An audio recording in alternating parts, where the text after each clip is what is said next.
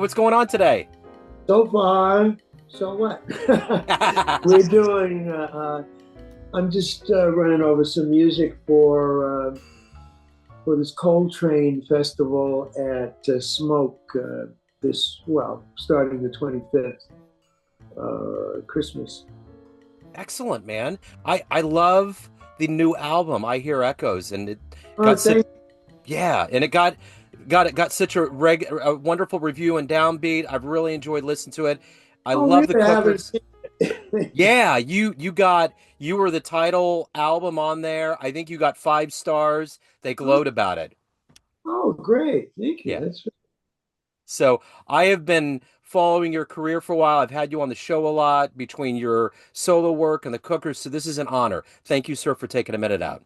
Oh, thank you for asking me. So this album, with all of the years that you've been in the business, I hear echoes. How cathartic or how revealing was this album for you to make to kind of reflect on this very rich jazz life that you've lived? I don't know. I have been thinking lately about, looking back at all of the music that I've written and played, and so, when you go to organize stuff in the room, put the music here, put it there, try to make, and all this comes back to you, and then going back and looking at it and saying, wow, I would like to play that again. I haven't played this for a while, and there's so much there to go back over, and it's kind of like relearning lessons and unlocking old memories. So it's something special for me, you know, uh, to kind of take a look. I mean, I had a significant birthday just recently, Yeah. so that was one thing that kind of made me look back at over the good fortune that I've had over all these years over my career, working with and learning from uh, really those musicians who kind of shape the music.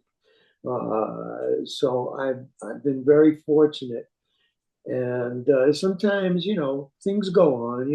Today, I mean, this is jazz is a kind of music and a kind of lifestyle that is really in the moment. When you're playing in the moment. That's one of the great things about it.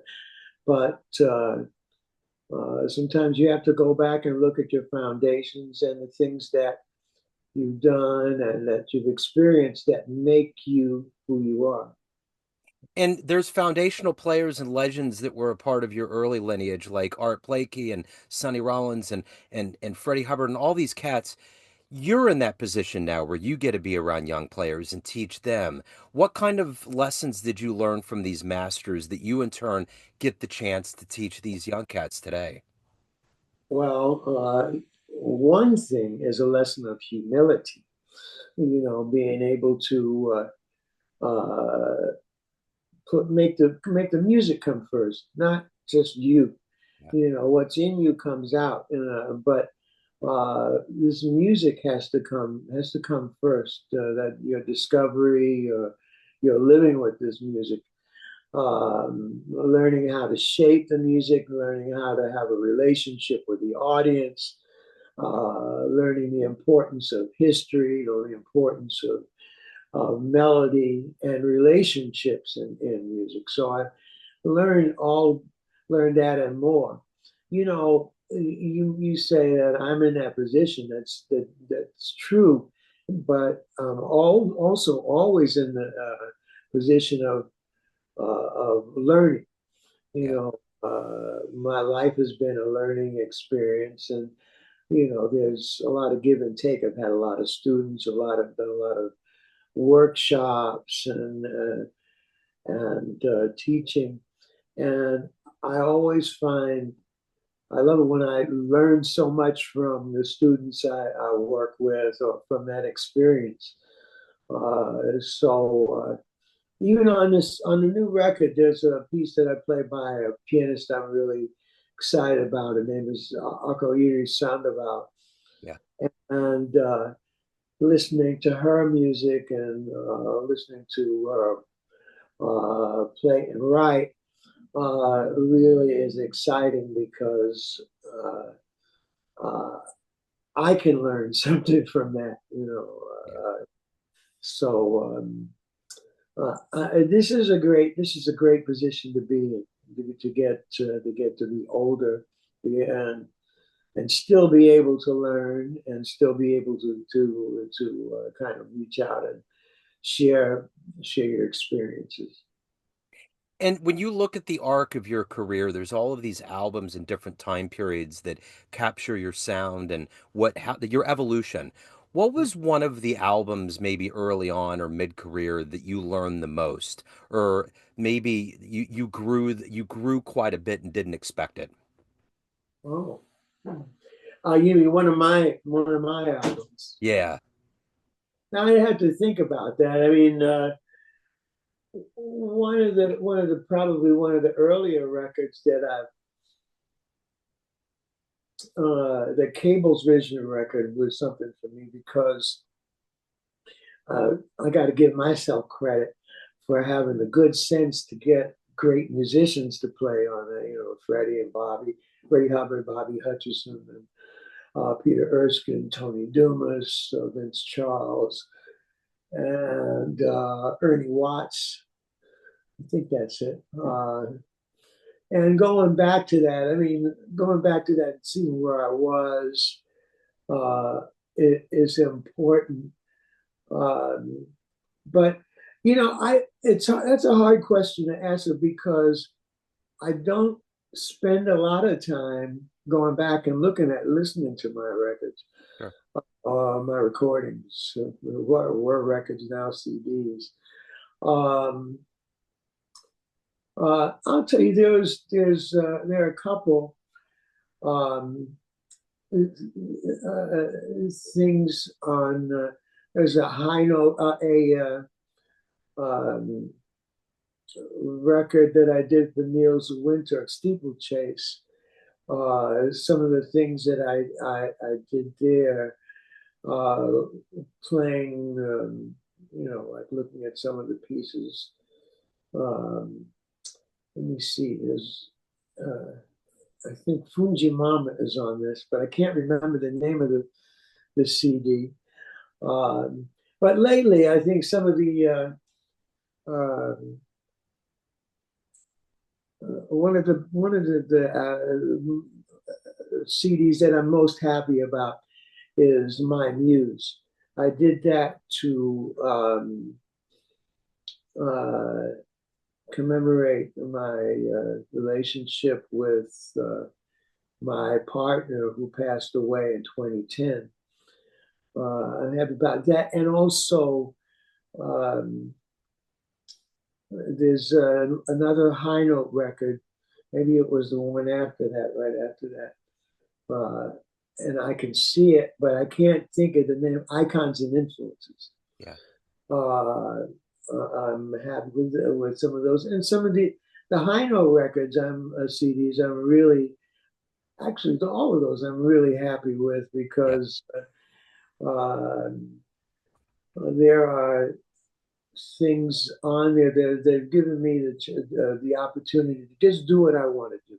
Yeah. So there's one with that cable songbook, which has just all of those pieces on there are my compositions. So and I use a vocalist, which I never do on a CD, Yeah. as well as Craig Handy playing, Sarah Elizabeth Charles sang, and wrote the lyrics for most of the music.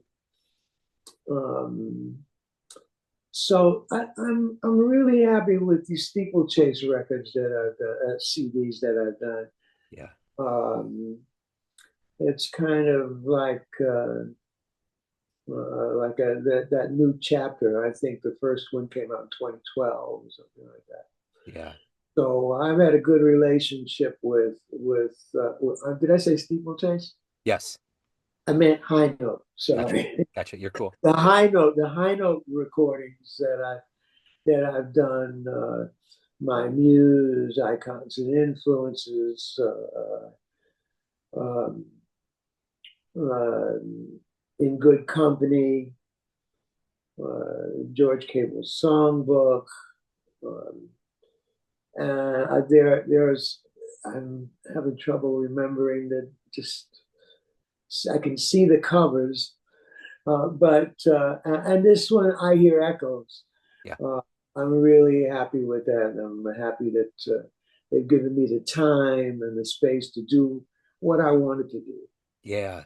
So take me back to your beginnings when your mom taught you to play the piano and you went to a rather prestigious high school. When did you know that you wanted to pursue music? Was that always written in the stars for you that you were going to become a musician? No, I used to want to be a minister, a baseball player, different things.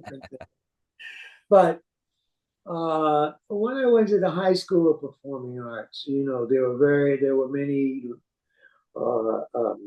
like-minded people. The major was music, drama, or dance, and it wasn't just the people in the music department. It was like people in the arts in general. So that was a whole thing. But being there, I mean, I was living in Queens as I am now, in New York, so I had to commute. And that school was about 650 students in the whole school. 4-year high school when I started there, and um, you get to know the people pretty well, and uh, being able to get tickets to Broadway matinees or something to see. I got to meet Lena Horne, going to see after going to see Jamaica. But the people that were in the school kind of turned me on to jazz because I wasn't into jazz. It wasn't my home was not a jazz household. So uh, when I went to school, I remember first hearing Charlie Parker, and it was on a scratchy record, and it didn't impress me. I was what, 13, 14 years old. But and it's something that it's difficult for me to to think back and think of myself in that position. But uh, as time went on, I grew to love that. I got familiar with Dave Brubeck's Take Five, Thelonious Monk's Town Hall record, Town Hall concert, and I was enamored with Thelonious Monk's music and his approach. And at after high school, and I should mention there were two students that were Ricardo Ray, whose name was Richard Maldonado, but he took the name Ricardo Ray because his brother Ray passed away. So that was to honor him. But he was the one who kind of told me how you improvise, how you deal with that. And the friend Larry Fishkin, who played tuba and whose teacher was on the Thelonious Monk Town Hall concert, was another strong influence on me. So in New York, the legal age was 18. That is to say, you could go to a nightclub or someplace that sold alcohol that was playing music when you were 18. Anywhere else, 21. So I was able to go to the Five Spot and see Thelonious Monk up close. And this was very exciting to see Thelonious Monk. He was there for months at a time. And then go to see Charles Mingus there. Yeah. And that's where I saw Eric Dolphy for the only time with Mingus, and seeing, um, shame on me, Jackie Byard, Yeah. playing the piano, that would you were either inspired or discouraged, Yeah. because after he got through playing the history of the piano, on the solo on the piano, he would reach under the piano bench and pull out an alto and then play that. Uh, but that was sort of my jazz home in New York. That I was at Birdland a couple of times where I got to see Train, and the Hickory House where I actually went for my high school prom, uh, and the Jazz Gallery were also went on my high school prom night. And saw Pony Poindexter and Lambert Hendricks and Vaughn. So uh, basically, when I'm watching Thelonious Monk, not just listening, but still watching, saying, or watching the whole thing, this is when I decided for me that this is what I want to do. Yeah. I Yeah. mean, is the music, it's one thing when you listen to music on a record, or you watch something on YouTube. These days, YouTube, we didn't have YouTube in those days. But when you're in a club, in a concert, or especially in a club where you're very close to someone, and you cannot just not only hear the music being made, but watch the music being made. Watch the musicians, and that's a whole other dimension. And there's something about those places as well back then, especially whether it was the Vanguard or the Five Spot or some of those iconic clubs. There was something, you got a sense of the lifestyle and the,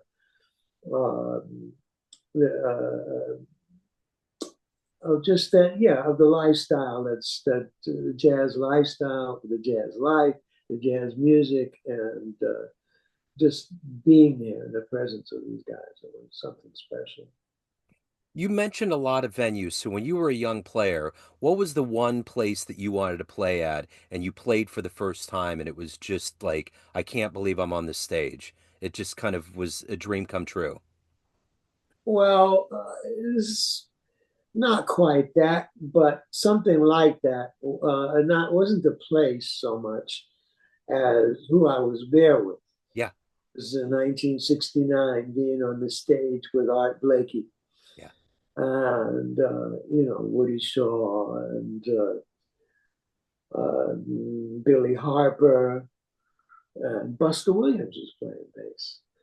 And there's a trombonist, and I can't remember his name, but that was like I'm sitting at the piano, and there's Art Blakey over there, and I was saying to myself, "How did I get here?" Because I've been playing catch up for the last few years, and as a matter of fact, I feel like I've been playing catch up just about all my life, because, like I say, it's been like a learning experience. I learned from playing with guys like Philly Joe, Dexter Gordon, Roy Haynes, Art Pepper, Freddie Hubbard, Joe Henderson, Sonny Rollins, you name, So I feel like uh, my life has been a learning experience. Um, I got to say, when I thought about playing this music, for a living, and for a lifetime, it wasn't like I wanted to be a great soloist, be a piano star, a jazz. I just wanted to be a part of it.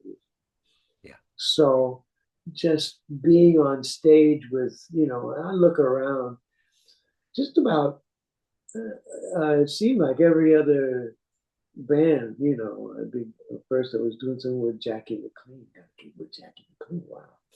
With Art Blakey, then Max Roach. What am I doing here with Max Roach?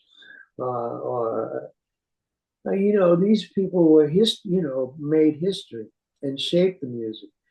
So I was excited and am excited every night. Yeah. So at 80 years old, you're making music, you're putting out, you're playing live, you look wonderful. What has been that key to your health and vitality and evolution? What is that every day for you? Well, the key to my health, I've had a lot of issues. I've had transplants, I've had amputations, I've had amputation, I should say.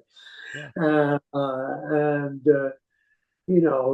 this, that, and the other. I've had some medical issues, but it's the spirit, it's the music, I think, and attitude. I mean, I enjoy life. I'm grateful for being able to play music and being able to have had the experience that I've had. I think I look forward to, doing what I do, every day. And part of this, I gotta say, Dexter Gordon, he what was important to him, and he, I think, passed this along to me, was being your own person, Yeah. expressing yourself. Uh, he would say, well, he would just kind of say concept. And his thing was, you need to have your own approach, your own concept of playing. And I've taken that to heart. That and my piano teacher wrote in my high school yearbook. Was this is like Dexter Gordon and Shakespeare. It's a, to thine own self be true, and it shall follow as the night follows the day. Thou canst not be false to any man. So those two things, to thine own self be true to yourself, and to have your own concept. Basically, it's the same thing. Yeah. So that and having an abundance of good fortune, Yeah. I think, is part of the secret, and just being around great people. I just could. I'm very lucky, very fortunate, playing a group called the Cookers. And these are guys that I've had experiences with for over a period of many years.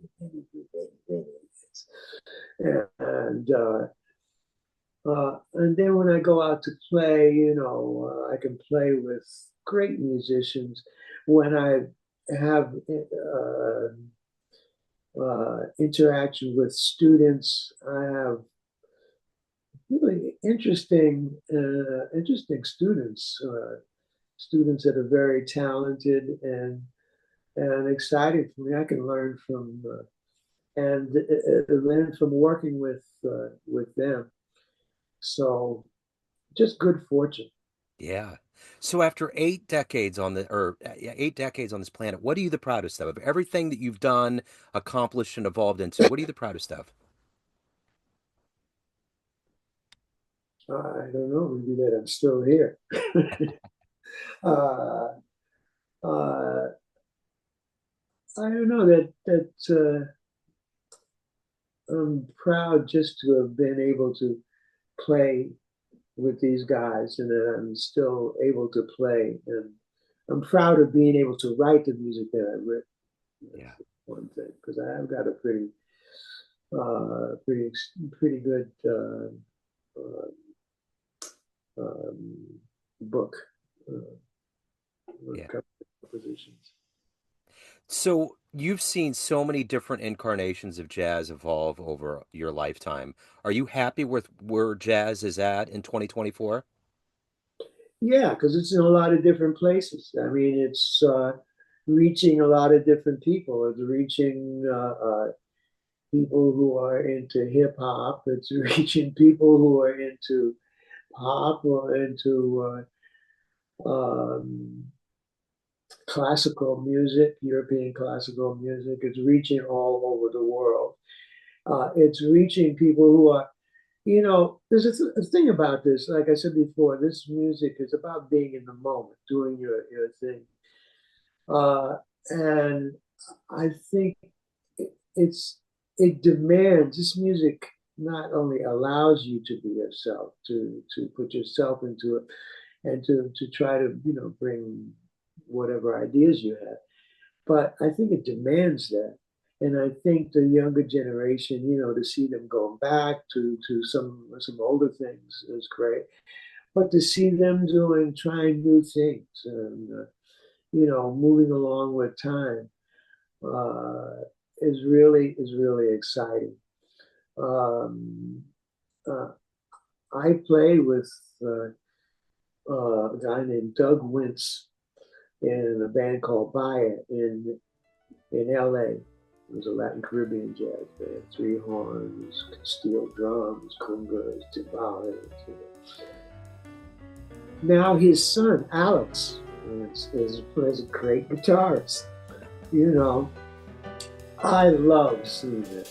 Yeah, I love seeing young people. That's probably the thing that excites me the most is seeing young people interested in loving this music.